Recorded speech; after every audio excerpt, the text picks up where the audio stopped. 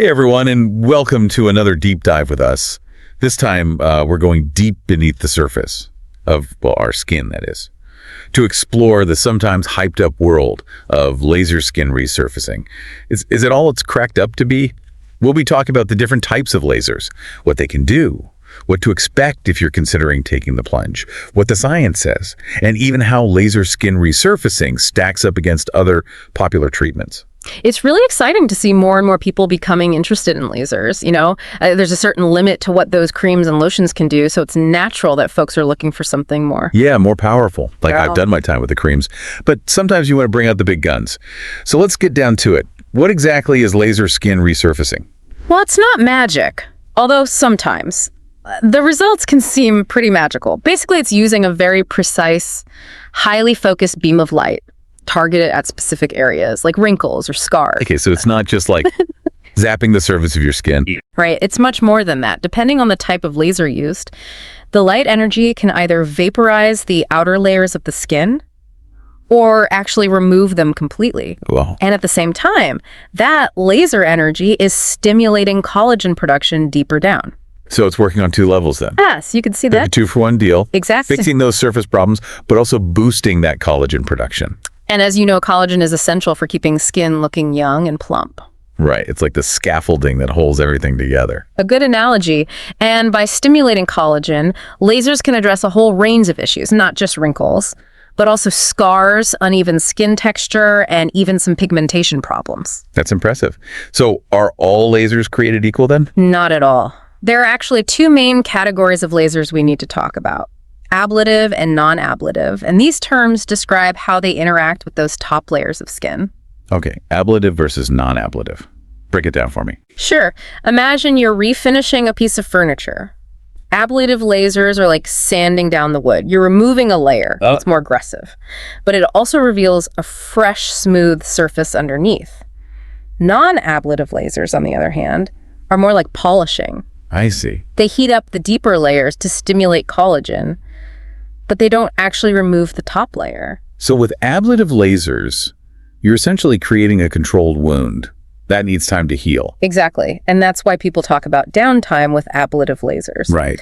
But the trade-off is that you get more dramatic results, especially for things like deeper wrinkles, acne scars, or sun damage. The things that haven't responded to other treatments. Right. So it's a bigger commitment, but potentially bigger payoff. Yes, you could say that. Now, within the world of ablative lasers, I've heard about CO2 and erbium. Yes, those are two of the most common types. What's the difference between them? Well, CO2 is like the gold standard. It's been around for decades. And it's incredibly effective for a wide range of concerns. It's known for giving those really dramatic results. But it also comes with a longer downtime. For a full face treatment, you could be looking at 1 to 2 weeks of healing time. Wow, that is significant. I can see why people would hesitate. Of course. But that's where the newer CO2 laser systems come in. They deliver the energy in a much more precise way, which can speed up healing. And then there's fractional technology, which we'll get into later. That offers kind of a middle ground in terms of downtime and results. Okay, interesting. So what about erbium then? Erbium lasers are interesting because they target water in the skin very specifically. Water. Yes. And this means there's less heat spread and faster recovery compared to CO2, usually about a week. Okay, but why does less heat matter? I mean, it's still removing layers of skin, right?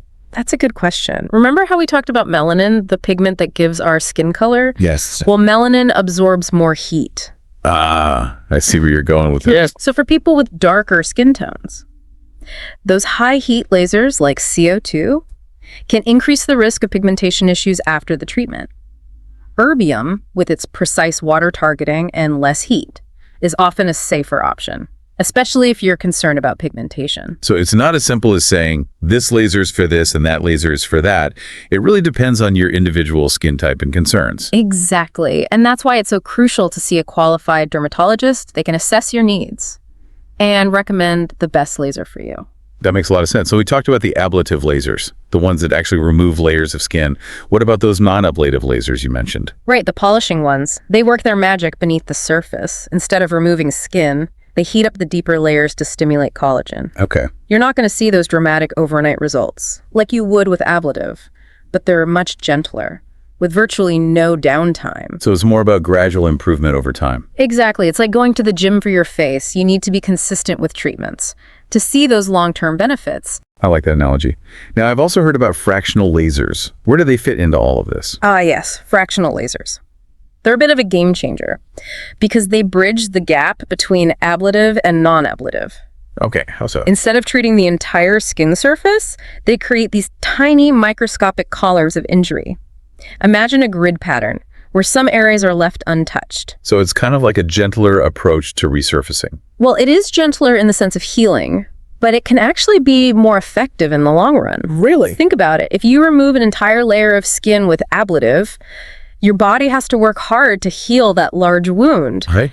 But with fractional, those tiny wounds trigger a more focused collagen remodeling process. Interesting. And this can actually lead to better collagen production and overall improvement in skin texture and tone over time. No, even though it sounds gentler, it can actually be more effective. That's what the research suggests. Wow, that's fascinating. And what's even cooler is that fractional technology can be combined with both ablative and non-ablative lasers. So you could have fractional CO2, for example, which combines the effectiveness of CO2 with faster healing. And you could have fractional non-ablative lasers, which are the gentlest of all, but might require more sessions. Exactly. It's like having different levels of intensity to choose from, depending on your needs and tolerance for downtime. So fractional lasers are kind of like having your cake and eating it too. I like that analogy. Fractional lasers have really revolutionized laser skin resurfacing, making it more accessible to people who wouldn't have considered before. I can see why. But wait, there's more? Oh, there's more. I'm all ears. There's a whole other category of lasers that we haven't even touched on yet, the ones that target pigmentation specifically. Oh, right, like those sunspots and uneven skin tone. But wait, I thought some of the lasers we already talked about, like Erbium, could help with pigmentation too. They can, but there are also lasers that are particularly good at addressing pigmentation because of how they interact with melanin. Okay. These lasers, like picosecond and Q-switched lasers, deliver energy in these ultra-short bursts. Ultra-short bursts. Yeah. What's so special about that? Well, it all comes down to minimizing heat damage to the surrounding skin. Remember how we said that melanin absorbs more heat? So by delivering energy in these super quick bursts, these lasers can shatter the pigment without heating up the surrounding tissue as much. So it's like a sniper rifle for pigment, targeting those spots precisely. Exactly. And that precision makes them a great option for people with darker skin tones who are more prone to those post-treatment pigmentation changes. That can sometimes happen with traditional lasers. Right, because we talked about that earlier. Exactly. So it's not just about the laser itself, it's also about how that laser delivers the energy. Precise. Fascinating. But I'm guessing these specialized lasers aren't a one-and-done deal either. You're right. They often require multiple sessions to see the best results. But the upside is that they're typically non-ablative, meaning minimal downtime. Okay, so we've got ablative lasers, non-ablative lasers, fractional technology, and now these super precise pigment targeting lasers. It's a lot to keep track of. It is. But that's why it's so important to consult with a qualified dermatologist. They can sift through all the options and recommend the best approach based on your skin concerns, your skin type, and your lifestyle. Right, because let's be honest, no one wants to go into this blindsided by the recovery process. It's not exactly a walk in the park, is it? It depends on the treatment, of course, but there will be some recovery involved, especially with those ablative lasers. Right. So let's walk through what you can expect after a laser skin resurfacing procedure. Okay, let's do it. Yeah. So you just had your laser treatment. You're leaving the clinic, heading home. What's the first thing you're going to notice? Well, depending on the type of laser, your doctor might have applied a dressing or an ointment to protect the skin, but underneath it's going to feel similar to a sunburn. You know, that tight, warm sensation? Okay. And as the anesthetic wears off, you might start to feel some stinging or throbbing, but there are definitely ways to manage that discomfort. Okay. Keeping the area clean and moist is key. Your doctor will give you specific instructions on how to cleanse the treated skin and apply any prescribed ointments or creams. Cold compresses can also work wonders for soothing the skin and reducing swelling. So it's like a spa day for your face, Right. but for healing purposes. Exactly. And over-the-counter pain relievers can also help manage any discomfort. Okay, that's good to know. Now, I know this might sound a bit gross, but what about oozing and crusting? It's definitely not the most glamorous part of the process, but it's a normal part of healing. Especially with those ablative lasers, that clear yellowish fluid is actually serum, and it helps to keep the wound moist and promote new skin growth. As it dries, it forms those crusts, and it's crucial not to pick at them. Right, because picking at scabs can lead to scarring. Exactly. Let those crusts fall off naturally as the new skin forms underneath. So patience is key. Yes, patience is your best friend during those early days of recovery. So how long does this whole oozing and crusting phase usually last? It can vary depending on the type of laser and the area treated, but generally those more intense symptoms subside within the first few days, maybe a week at most. Okay, so let's say we're about a week post-treatment. What's happening with the skin at this point? By this point, the new skin will be starting to form, and you'll likely see some peeling. The redness might still be quite prominent, but it should start to fade gradually over the next few weeks. And I'm guessing sun protection is still super important during this phase. Absolutely. Those new skin cells are extremely sensitive to UV rays. Even brief exposure can cause pigmentation changes or even reverse the results of your treatment. So we're talking SPF every single day, rain or shine, for at least several months. So hats, sunglasses, the whole 9 yards. Exactly. And while we're on the topic of protecting that new skin, Right. It's important to avoid picking or scratching at those peeling flakes. Let them come off naturally to avoid scarring or infection. Okay, no picking. Right. And what about makeup? I can imagine wanting to cover up that redness, but is it safe to use makeup during the recovery process? It depends. It's best to wait until the skin is fully healed before applying any cosmetics. Check with your doctor for their specific recommendations based on your treatment and skin type. Okay, will do. Now, I know we mentioned that smoking can interfere with healing, but can you elaborate on that a bit more? Sure, smoking restricts blood flow, which is essential for proper healing. It can slow down the entire process, increase the risk of infection, and even make scarring worse. So if you're a smoker, this might be a good motivator to finally kick the habit. Yeah, I would agree with that. But even if you're not a smoker, there are other things to avoid, right? Yes, definitely. Harsh skincare products are off limits for at least a month or two, or however long your doctor recommends. Stick to gentle cleansers, moisturizers, and that all-important sunscreen until your skin is fully healed. So it's like giving your skin a break from all the actives and exfoliants. Right. And I imagine attending all your follow-up appointments is crucial during this recovery phase. Absolutely. Your doctor will monitor your progress, address any concerns, and adjust your post-treatment plan as needed. And don't hesitate to reach out to them if you experience any unusual symptoms or have any questions during recovery.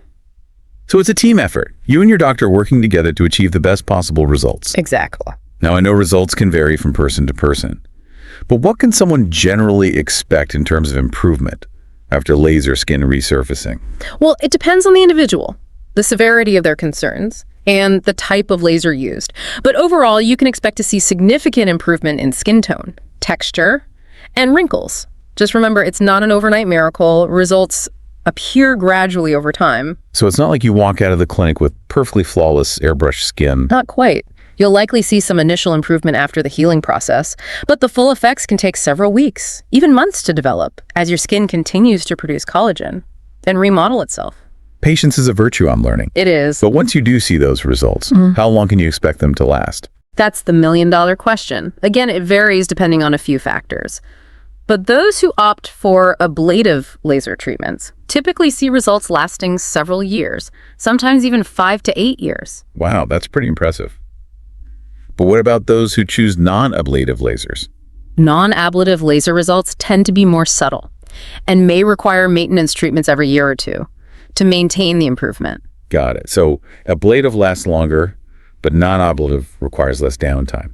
It's all about weighing those pros and cons and choosing the best option for your lifestyle and goals. Exactly. And remember, regardless of the type of laser you choose, a healthy lifestyle can help prolong those results. Right, like wearing sunscreen, not smoking, and following a good skincare routine. Those are all important factors. Speaking of good skincare routines, I imagine there are things you can do before the treatment to help prep your skin and maximize the results. You're absolutely right. Pre-treatment care is just as important as post-treatment care.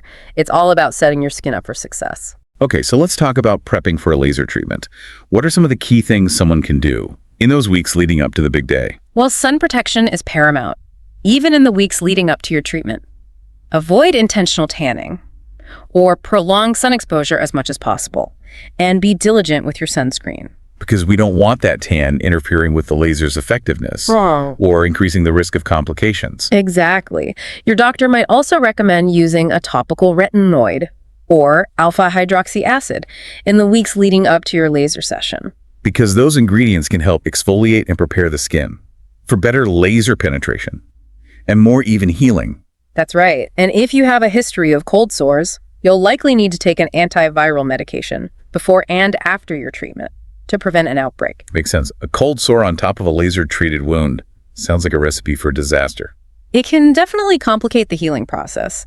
And needless to say, you should avoid any harsh products or treatments, like scrubs, chemical peels, or waxing, in the weeks leading up to your laser session. It's all about keeping the skin calm and happy before we introduce those powerful lasers. Exactly. Now let's talk about what you can do after your laser treatment to ensure optimal healing and results. Okay, I'm ready for those post-treatment tips. What should someone be focusing on during those initial days and weeks of recovery?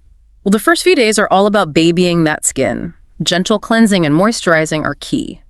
Your doctor might recommend specific products, like a gentle cleanser and a healing ointment, to promote proper healing and prevent infection. So lots of TLC for that new skin. Exactly. And I'm guessing those cold compresses we talked about earlier are still a good idea. Absolutely. Cold compresses can help soothe the skin, reduce swelling, and even minimize discomfort. Great. And I imagine we can't emphasize enough the importance of sun protection during this phase.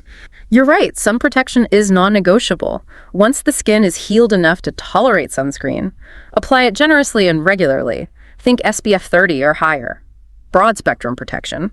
And reapply every 2 hours, especially if you're spending time outdoors. Okay, got it. Now let's talk about those peeling flakes. I know it's tempting to pick at them, but is that a bad idea? Picking or scratching at the peeling skin is a big no-no. Let those flakes come off naturally. To avoid scarring, infection, or other complications, remember, patience is your best friend during the recovery process. Okay, no picking. Right. And what about those harsh skincare products we talked about earlier? Are they still off limits during this post-treatment phase? Yes, definitely. Stick to the gentle cleanser and moisturizer, recommended by your doctor. Avoid anything that could irritate the skin, like retinoids, exfoliants, or strong acne treatments, until your doctor gives you the green light. Okay, so no retinoids, no exfoliating acids, no harsh scrubs, just gentle calming ingredients to support the skin's natural healing process. Exactly. And what about makeup? When is it safe to start using that again? It's best to wait until the skin is completely healed before applying any cosmetics. Your doctor will let you know when it's safe to start wearing makeup again. Okay, so patience is key, both with the peeling and with the makeup. Now, I know we've mentioned smoking before, but can you remind us why it's so detrimental to healing? Sure. Smoking constricts blood vessels, reducing blood flow to the skin. This can slow down healing, increase the risk of infection, and make scarring more likely. If you're a smoker, this is a great opportunity to kick the habit for good. Couldn't agree more. And I imagine attending those follow-up appointments with your doctor is another crucial part of the post-treatment process. Absolutely. Follow-up appointments allow your doctor to monitor your progress, address any concerns, and adjust your post-treatment plan as needed. Don't hesitate to contact them if you have any questions or notice anything unusual during your recovery. So it's a collaborative effort between you and your doctor, working together to ensure optimal healing and the best possible results. Exactly. Now let's talk about the results themselves. What can someone realistically expect in terms of improvement after laser skin resurfacing? Well, it depends on the individual, the severity of their initial concerns, and the type of laser used. But overall, people who have ablative laser treatments tend to see longer-lasting results, often for several years. Wow, several years of smoother, more youthful-looking skin. That's pretty impressive. But what about those who opt for non-ablative treatments? Non-ablative lasers typically produce more subtle results that might require maintenance treatments every year or two to keep up the improvement. Okay, so ablative lasts longer, but non-ablative requires less downtime. It's all about finding the right balance for your individual needs and lifestyle. You got it. And remember, a healthy lifestyle can go a long way in helping to prolong those results, no matter which type of laser you choose. Right. Things like wearing sunscreen religiously, avoiding smoking, and following a good skincare routine can make a big difference in how long those results last. Absolutely. And speaking of good skincare routines, let's talk about choosing the right provider for your laser skin resurfacing treatment. This is a crucial step that can make all the difference in your overall experience and results. That's a great point. It's not just about the laser itself. It's about finding the right person to wield that laser. So how do you go about finding a reputable laser provider? Where do you even start? I always recommend starting with your primary care physician or your dermatologist. They can often refer you to a qualified specialist in your area who has experience with laser skin resurfacing. And board certification is important, right? Absolutely. Make sure the provider you choose is board certified in dermatology or plastic surgery, which means they've met rigorous standards for training and experience, and they should also have specific training and expertise in laser treatments. Don't be shy about asking about their qualifications and experience during the consultation. Like, it's your face. You want to make sure you're in good hands. Exactly. And what about during the consultation itself? What are some key things to ask or look out for? Don't be afraid to ask questions. Inquire about their experience with different laser technologies, the potential risks and benefits of the treatment. For your specific skin type and concerns, the expected recovery process, and anything else that's on your mind. A good provider will take the time to answer your questions thoroughly and address any concerns you might have. It's a two-way street. They're assessing your skin and needs, but you're also assessing their expertise and approach. Exactly. And pay attention to the clinic's environment as well. Does it feel clean, professional, and welcoming? Do you feel comfortable there? Those are good points. It's not just about the doctor's qualifications. It's about the overall vibe of the clinic and how comfortable you feel. Right. And don't hesitate to ask for before and after photos of previous patients who have had similar treatments. This can give you a better idea of the provider's skill and aesthetic approach and help you visualize what kind of results you might expect. So you can see if their style aligns with your own aesthetic preferences. Exactly.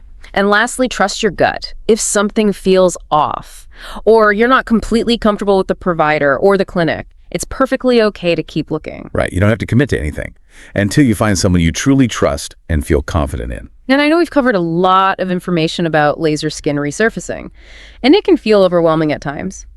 But remember, the goal of this deep dive is to equip you with the knowledge you need to start exploring your options and make an informed decision that's right for you. Yeah, we're not done yet. There's still so much more to talk about. That's right. We've talked about lasers, but there are other ways to rejuvenate the skin. In fact, sometimes the best approach involves combining different treatments for a truly personalized plan.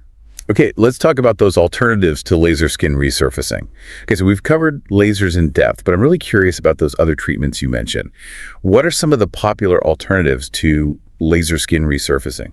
Well, you've probably heard of chemical peels. They're kind of a classic approach to skin rejuvenation. Right, chemical peels? I've seen those dramatic before and after photos, but honestly, they kind of scare me a little bit. I understand. Those deep peels can be pretty intense, but they can deliver amazing results, especially for sun damage and wrinkles. It's like a controlled burn, removing those damaged layers to reveal fresh skin underneath. But the downtime can be significant, similar to ablative lasers. Okay, so deep peels are for the brave souls out there. What about something a little less intense? There are also superficial peels, which are more like a powerful exfoliating facial. They use gentler acids to brighten the skin, smooth out fine lines, improve texture, and the best part is virtually no downtime. So you could get a superficial peel on your lunch break.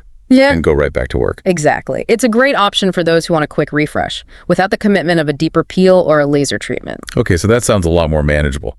Now, what about microdermabrasion? I feel like that was all the rage a few years ago. Is it still a thing? Microdermabrasion is still a popular treatment, and for good reason. It's super gentle, basically like a deep cleaning facial. It uses tiny crystals or a diamond-tipped wand to remove dead skin cells, leaving your skin feeling smooth and polished. So it's more about maintenance, giving your skin a nice glow up. Exactly. It's not going to dramatically reduce wrinkles or scars, but it can help improve texture, minimize pores, and even out skin tone. And there's no downtime at all. Sounds like a good option for those who are just starting to explore skin rejuvenation or who want a quick pick-me-up without any recovery time. Right. So we've got chemical peels and we've got microdermabrasion. What else is out there? Let's talk about a treatment that's gained a lot of popularity in recent years. Microneedling. Ah, yes, microneedling. I've heard about it, but not exactly sure how it works. Isn't it kind of like Controlled torture for your skin. It sounds a little scary, I know, but it's actually quite ingenious. Imagine tiny needles creating microscopic punctures in the skin. Those tiny injuries trigger your body's natural healing response, stimulating collagen and elastin production. So you're basically tricking your skin into repairing itself, leading to firmer, smoother skin over time. Exactly. And microneedling can be used to address a variety of concerns, like acne scars, fine lines, wrinkles, even stretch marks. So it's a pretty versatile treatment. Right. But how does it compare to lasers in terms of effectiveness and downtime?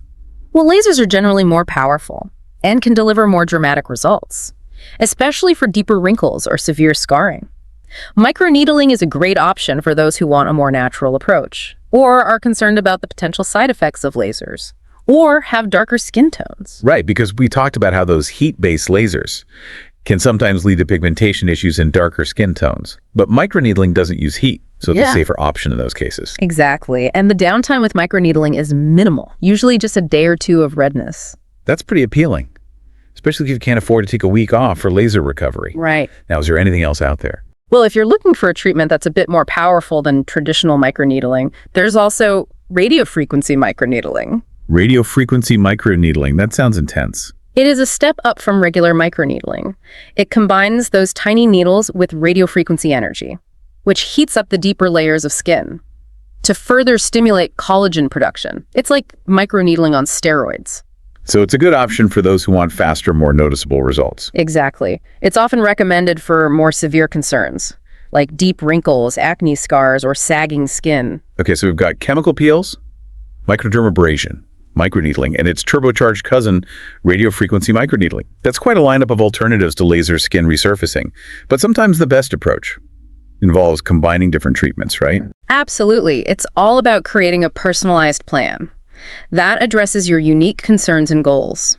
For example, you could combine a series of microneedling treatments with a few sessions of Botox to address both wrinkles and skin texture, or you could have a light laser treatment followed by a series of chemical peels to further enhance those results. So it's like building a skincare dream team. That's a great way to put it. And let's not forget about the power of a good skincare routine. Right, those daily habits. That can make a huge difference in your skin's overall health and appearance. Things like wearing sunscreen every day, not smoking, getting enough sleep, managing stress, and using quality skincare products can all contribute to a more youthful, radiant complexion. And I imagine those good habits can also help prolong the results of any treatments you have, whether it's lasers, peels, or something else. Absolutely. It's an investment in your skin's long-term health and beauty. So the takeaway here is that there's no one-size-fits-all approach to skin rejuvenation. It's about finding what works best for you. Exactly. And that's where a qualified and experienced provider comes in.